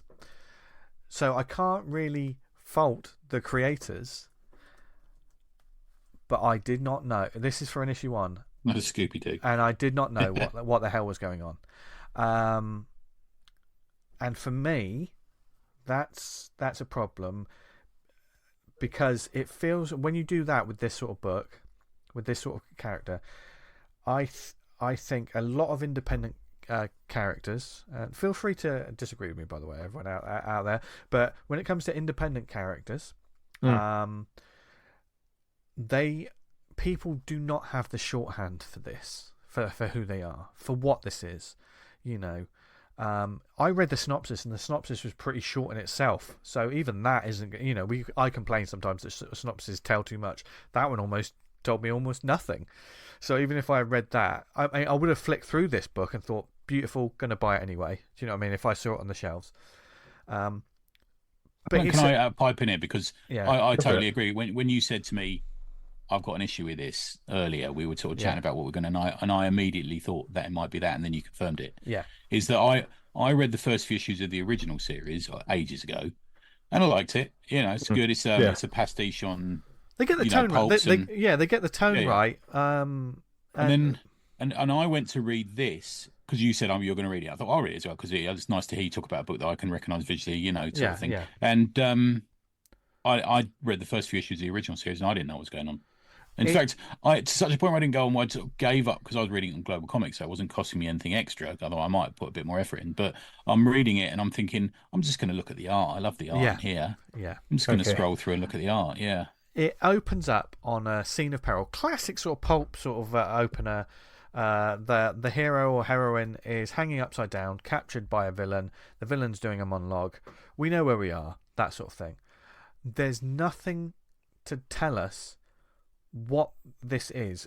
We, even like for decades and decades, Spider-Man had a little paragraph at the top. When Peter Parker was bitten by a radioactive spider, all the regular readers, they knew that. They didn't need to be told it. But you never know who's going to pick up a book and doesn't know anything. This is a very well-made book, but not for new readers. And as an issue 1, you are that can't happen, can it? Because you are putting your audience in a bubble. This is only for people who enjoyed the first series and have just read it. Yeah, and I can remember it. I mean, how many comics do we read? I can't remember what's happening. Yeah. You know? And there seems to be high concepts going on. I got an idea of what things were, right? But as a reader, I had to work to get that idea of like, okay, I think I know what that is. But it's a book that expects you to know. I read it as an art book, man. I mean, Dodson's peerless, isn't he? Dodson is much admired by professionals and us fans, and he's brilliant. And I read it as just a beautiful art book, to be fair. Yeah. I mean, Dodson was very much sort of like in that Adam Hughes class of, you know, beautiful covers, but you know, you see a lot more Dodson interiors, don't you? And like you do, yeah. I mean, to be fair, if you look him up on the Marvel app, it's nearly all covers recently, because he was probably doing this, I guess. Yeah. And there's great designs of like it's all about ghosts, and you can see people, and you can see the skull underneath their faces. You know, just like the inky way of doing it. You know, you can't fault. It's strange to talk about this book and say you can't fault these bits, but it's at fault. Right. And I thought it was going to be a longer series. I didn't realize it was 2 issues. And the way so it feels like this story's going to wrap up in a sort of like big bombastic action scene kind of way, and then it's done. But as it stands, I don't know who that's for, apart from, like you say, Tony, go for the art and stay for the art. Do you know what I mean? Yeah. I mean, they're doing the classic Doc Savage thing where the main character, it's in the first series it's a man, and then second series I think it's his daughter who takes it over. I can't remember now. See shows, I can't remember. But she's got like a team of specialists. She's inherited. She is the Adventureman. That is she's got that moniker. She has become the, like Tony says, the new Flash Gordon. Do you know what I mean? It's like someone took over that, or someone becomes the Shadow. You know, that kind of thing. They've taken over this moniker. They just happen to be a different gender, but all the pulp action and everything is exactly the same. They've inherited it, and there's probably interesting things that you can be done with that. I haven't read the first. Another one of my issues is I haven't read the first series, but this first one disconnected me so much that I don't think I'll go back to read the original. Okay. And that's an issue, isn't it? Really, Yeah. I should read this and go, how did I miss out on that first series? Come on, devour them all now. Let's get the books. Let's find out where we are. Yeah. So it makes me think, what is this book for? I hate saying that, but it's I don't know. It's a little style over substance in a lot of ways for me. Yeah, very much so. Okay. Yeah. That Is it new? Is it this miniseries? this has come out January 2024, issue 1. Oh right. Came Oh out weird. this past week. Yeah. Oh, that's why it must have dropped on Global Comics at the same time then. Oh, okay. Yeah. And there's lots of different characters. There's lots of dialogue and interaction going on. It's strange to say I understood a lot of it and yet didn't know what was going on. It's a real pulp Well, it mystery deals a in lot in itself. cliche, doesn't it? It deals in cliches we've seen before. But that's purposely. the beauty Okay. that's the beauty of modern pulp books, though, isn't it? If you're Yeah. doing those I mean, homages. Tom Strong did it. Look how Tom Yeah. Strong did it. Yeah, They man, played that's on it. great. Yeah. Great book. Yeah. So the original series may be quite good. I mean, there's probably people listening that are big fans of that. I think that this one doesn't work as an issue 1 because I'm also doing the whole. One of the points of this, like 52 weeks of issue 1s, is to see what are the strong issue. What works about an issue 1. I'm reading stories in a completely different way because of it, which is fascinating. Like when I read the preview of Copycat, I was reading it with that. This book has 20 pages to let me know where I am. Do I want to keep reading? What does it tell me? Copycat does a better job with that than this book does. If that I get the makes feeling that the writer is just playing to the artist's strengths. Yeah. And it's not really directed at a new reader while Yeah. it should be. Yeah. Do you know what? This is going to sound weird, me saying this as well. I wouldn't necessarily have these criticisms if this was issue 9 of an ongoing series. It's weird, isn't it? Yeah. Yeah. I would expect to go in thinking, okay, I don't really know where I am, but it's an ongoing series, so. I think I was pissed off a little bit more from the point of view that it's only this mini-series that's on Global Comics. The OG series isn't on there, Really? Okay. which seems like a bit of a mistake. Yeah. You definitely need that kind of like helping hand then with the reader to sort of Yeah. getting him into this Yeah. because otherwise you're like, man, what the fuck? Yeah. And it's not as if this was a single character. There's like 20 characters in this book. Yeah. But and I am stupid. I need to be told what Adventureman is because the book doesn't tell me. And if it's issue 1 of essentially like a mini adventure. But it is. That's all it is. It's a pulp book. It's like you're not reading Ayn Rand, are you? It's Yeah. meant to be fucking fun and Yeah. bouncy and simple and Yeah. that's the point of these sort of books. Yeah. And maybe it could have been done if there was just a little panel on the inside cover, just sort of saying, in 1944 when this was happening and this happened, someone found an ancient gem, blah blah. And that's not what this book is, but at least I would have no reason to feel lost because I would have read that and thought, oh, I get what this character is. So it's fascinating. I mean, I would. The reason I put it in the recommendations because I'd like to know what other people think of this. I mean, if you get it, I'd recommend it off the back of the art, man. Yeah, to me, if you get it, you're going to see a gorgeous looking book. You're going to see a gorgeous looking book. But I'd be fascinated to see what people think, knowing nothing about it, because I haven't really said any spoilers about the action and what happens here. There's a whole plot and different characters, and I could follow that. It's just that I was following something I didn't truly understand, which was the problem. So I won't go back for issue 2 on this one. I'm going to state that Okay. straight up. You're gonna publish a little list with a little I think so, summary. You should put it yeah. on the Slack, shouldn't you? Just say Yeah. these are the books. This is what I kept on with. This is what I didn't. Yeah. Because certainly, for instance, I got issue 2 of Bloodrick to read because that came out last week. I haven't read that yet, and love the first issue of that.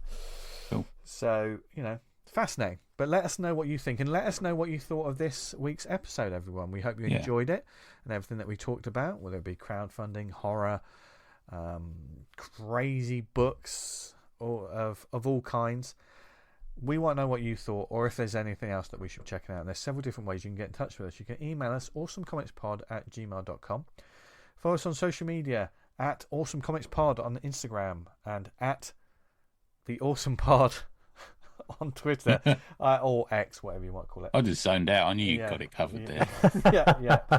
And thank you for listening to us, whether it's on the website awesomecomics.podbean.com.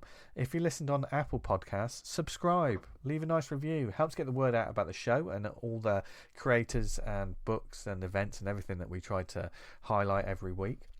And if you listen to us on other networks like Spotify, you can leave comments and reviews on there and 5-star ratings and stuff like that. There are other ratings available, but apparently we only respond to 5 stars because we have weak egos. But please, we really appreciate it, actually. All jokes aside, we really appreciate the feedback.